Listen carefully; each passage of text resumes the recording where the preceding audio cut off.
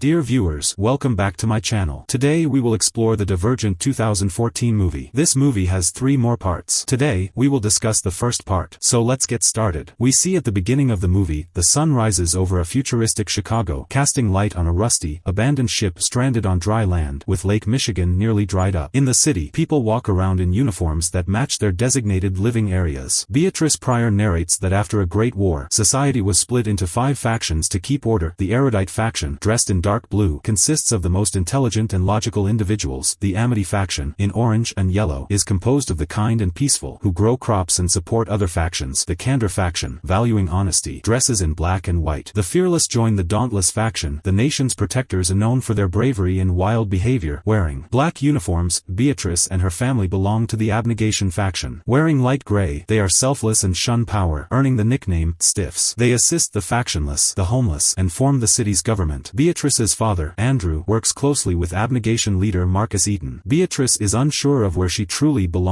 On the day of her aptitude test, Beatrice's mother, Natalie, cuts her hair, allowing only a brief glimpse in the mirror to avoid vanity. Along with her twin brother Caleb, Beatrice heads to the station where other 16-year-olds take their tests. A Candor member named Peter mocks the Abnegation kids for dwindling supplies. Beatrice wonders where she fits in. After a brief history of the test, she undergoes it, which is monitored by Tori. She drinks a blue serum and finds herself alone. Seeing multiple reflections of herself and encountering a rabid dog, which transforms into a puppy, then back to a rabid dog, Beatrice's older self intervenes, and they sink through the floor. Beatrice awakens abruptly, with Tori panicking. Tori explains that Beatrice's results are inconclusive, indicating suitability for Abnegation, Erudite, and Dauntless, a rare case known as Divergent. Tori advises her to say she felt sick from the serum. Returning home, Beatrice hesitates to reveal her results, simply saying she got Abnegation again. Andrew mentions trouble within Abnegation related to aiding the factionless and rumors about Marcus abusing his son. There's also a hint that Erudite aims to take over as the ruling faction instead of Abnegation. The day of the choosing ceremony arrives. The Pryor siblings meet Janine Matthews, the Erudite leader, who is implied to be the source of the rumors about Marcus. At the ceremony, new initiates step up to a table with 5 bowls, each representing a faction. They cut their hands and let their blood drop into the chosen bowl. Caleb chooses Erudite, receiving mixed reactions from Abnegation but enthusiastic applause from Erudite. Beatrice, nervous, cuts her hand and almost chooses Abnegation, but ultimately drops her blood into the Dauntless bowl, shocking her parents. The Dauntless members welcome her warmly as she leaves with her new faction, looking back at her mother one last time. Upon arriving in the Dauntless compound, the initiates run wild, climbing elevated train tracks and chasing the train to jump onto it. Beatrice meets Christina, a Candor initiate. They must then jump off the moving train onto a rooftop. Eric, a Dauntless leader, gathers everyone and asks for a volunteer to jump into a hole below. Beatrice steps forward and, after some hesitation, jumps, landing on a net. Another Dauntless leader, Max, welcomes them all to Dauntless. The initiates are given new black Dauntless clothing and begin their rigorous training. Eric warns them that failing to reach the top ranks will result in being factionless, with no chance to return home. The first stage of training involves combat, where initiates fight each other. Triss faces Molly, the last person to jump into the hole, and is easily defeated. She also struggles with shooting practice and other tests. For and Eric doubt her abilities. To cheer her up, Christina, Will, and Al take her to a tattoo parlor, where Triss gets 3 flying birds tattooed. At the parlor, Triss encounters Tori, who warns her that choosing Dauntless is dangerous because people are hunting Divergents. Triss is practicing on a punching bag when 4 approaches. He critiques her, noting her speed but pointing out her weaknesses. He adjusts her stance and guides her effective moves. Meanwhile, Christina is fighting Molly and getting severely beaten. Christina collapses and begs for mercy. Eric steps in and asks if she wants to quit. When she says yes, he escorts her to a bridge over a deep chasm. Feigning concern, he suddenly pushes her off. Christina clings to the edge of her dear life as Eric gives her a brutal choice: hold on and prove her worth, let go and die, or admit defeat and leave Dauntless. She nearly slips, but the time runs out and she holds on. Triss and 4 pull her to safety as she sobs, with Eric sternly reminding everyone that Dauntless must be fearless and never give up. Next, the initiates practice knife throwing. Al's weak throw misses the target, prompting Eric to order him to retrieve the knife while others are still throwing. Al refuses, so Eric forces him to stand in front of the target. Triss protests that this proves nothing, and Eric makes her take Al's place. 4 takes 4 knives, throwing the first one far off and getting progressively closer until the last knife nicks Triss' ear. Afterward, Triss confronts 4, who explains that Eric wouldn't have let her off without a scratch. Despite the ordeal, other initiates, including Molly, congratulate Triss. Peter sarcastically comments on a news report about both Triss and Caleb leaving Abnegation for other factions. The following day, Janine and several Erudite council members visited inside Dauntless, seemingly searching for Divergent. Triss keeps her status hidden, and Janine subtly suggests she reach out if she needs anything. Triss is then paired against Peter in a fight. For reminds her of the techniques he taught her, emphasizing the ability to dodge and strike Peter's throat. Despite her efforts, Peter, being much larger, quickly gains the upper hand. Triss manages to hit him in the throat, but Peter still overwhelms her, ultimately knocking her out with a brutal stomp to the face. When she wakes up, Triss finds Christina and Will by her side, both wearing black jackets. Will informs Triss that she has been unconscious for a day and that Eric has decided to cut her from the faction. Determined not to be expelled, Triss chases after the moving train and manages to hop on. Eric, slightly impressed by her determination, allows her to join their game. Eric and 4 organize teams for an extreme version of Capture the Flag, where everyone uses guns loaded with darts that simulate gunshot pain. Taken to an abandoned amusement park, they divide into 2 opposing sides. 4's team discusses strategies, but Triss, impatient with the deliberations, climbs a Ferris wheel to scout the enemy's position. 4 follows her, despite his fear of heights. From their vantage point, they locate the opposing team's flag. Using this information, Triss and 4 lead a successful attack. Triss, Christina, and 4 manage to capture the flag, winning the game. To celebrate, Triss joins the others on a thrilling zipline ride over the city, pulling the brake just in time to avoid hitting the wall at the end. The next day, Dauntless initiates unloading supplies from Amity and loading them onto trucks. Triss notices a flashing light and discovers her mother, Natalie, signaling her. They embrace, and Natalie asks about Triss' aptitude test results. Triss admits her results were inconclusive. Natalie warns her to keep this a secret, as Erudite is hunting Divergents, whom they see as a threat to their rigid system. Triss inquires if Natalie is Dauntless, but Natalie leaves without answering. Triss' ranking improves, placing her just above the red line at number 20, right above Al. The next phase of training involves simulations to test their control over fears. Molly exits the simulation room, visibly shaken. 4 oversees Triss' test. In the simulation, Triss finds herself in a field near the Amity faction, surrounded by attacking crows. She gets stuck in the mud but realizes this isn't real, and swims into a puddle that turns into a larger body of water. Snapped out of the simulation, 4 asked how she exited so quickly, noting that she lasted only 3 minutes, faster than most. In her second simulation, Triss is trapped behind an invisible wall, watching Christina mock her with Peter. She finds herself in a tank filled with water, and as it submerges her, she again tells herself this isn't real. She taps the glass, causing it to crack and break, freeing her. 4, suspicious of her rapid escape, tells Triss that no Dauntless initiate has ever completed the simulation so quickly. Triss visits Tori, who confides that her brother George was Divergent and chose Dauntless. When discovered, he was thrown into the chasm. Triss heads to Erudite headquarters to see Caleb. The Erudite members are surprised to see a Dauntless member. Triss tells Caleb she suspects Erudite plans to overthrow the other factions, starting with Abnegation. Caleb, now deeply ingrained in Erudite ideology, agrees but prioritizes his faction over his family. Triss, realizing her brother won't help, leaves in tears. 2 Erudite officials try to detain her, but she fights back until Janine intervenes, taking her to her office. Janine discusses the importance of maintaining balance and peace in the system. Back at Dauntless, Triss is ambushed by 3 masked attackers who try to throw her into the chasm. She fights back, unmasking one to find it's Al. For rescue her and tend to her injuries. He explains that Al attacked her to boost his rank, knowing he's close to being expelled. Later, Al tries to apologize in the pit, but Triss angrily rejects him, threatening to kill him if he touches her again. Triss and Christina later find Dauntless members pulling a body from the chasm. It's Al, who jumped to his death out of guilt. Triss feels a mix of responsibility and sorrow. Triss confides in 4 about her fear of failing the final test, and 4 admits he knows she is Divergent. He offers to help her. 4 takes Triss into the simulation room, sharing his fears with her. They start high above the city, simulating his fear of heights. Triss suggests jumping, but 4 notes that overcoming fears requires a Dauntless approach, not a Divergent one. They navigate to a nearby tower and then face 4's fear of confinement in a vent. The walls close in, but they wedge nails to stop them. Next, 4's fear of executing a factionless girl emerges. He can only shoot by looking away. Finally, they find themselves in Abnegation, where Marcus, 4's abusive father, appears. Triss realizes 4 is Tobias Eaton. She fights off Marcus, ending the simulation. On the balcony, 4 explains that his name comes from his 4 fears. He shows Triss his back tattoos, representing all factions, expressing his desire to embody the virtues of each one. This suggests he, too, might be Divergent. They kiss. Later, 4 shows Triss Erudite members bringing supplies into Dauntless, including a vial of an orange serum designed to make people susceptible to suggestion.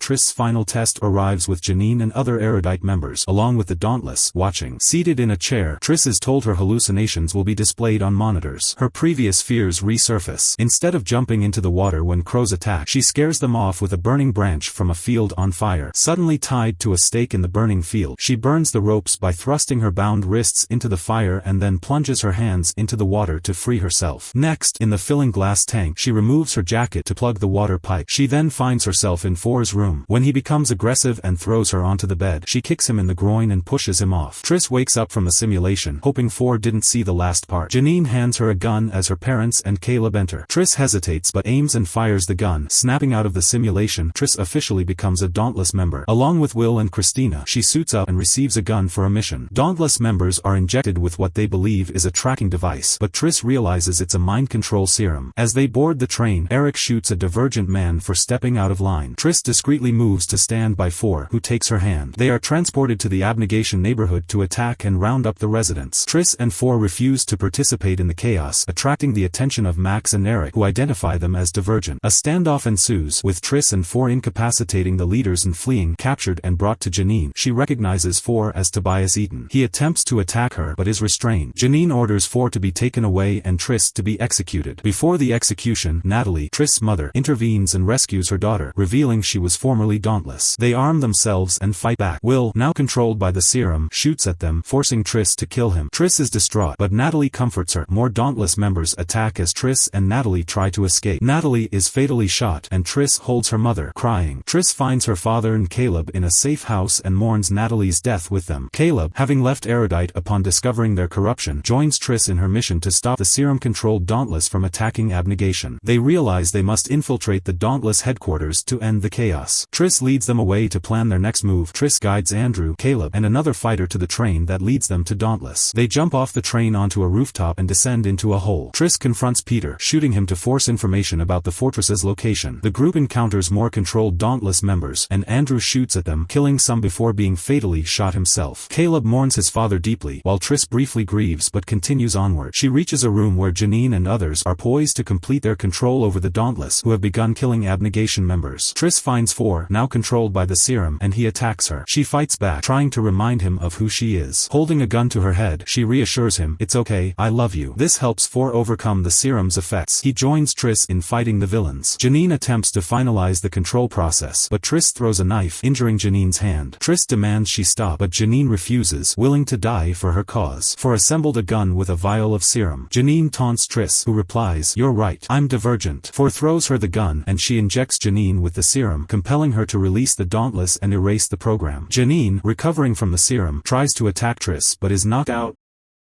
Four reunites uneasily with his father, Marcus. Despite his discomfort, both Marcus and Caleb join Triss and Four as they board a train, leaving Dauntless. Triss feels the weight of her parents' loss and her uncertain future. Four assures her he knows where they belong. Triss narrates their feeling of being factionless, having lost homes and loved ones, yet resolved to continue fighting if necessary. The film ends with the train carrying them to Amity, beyond the city wall. I hope you enjoyed today's story. So if you like the story, please like and comment, and if you are new to our channel, then subscribe to the channel and click the bell button. See you in the next one.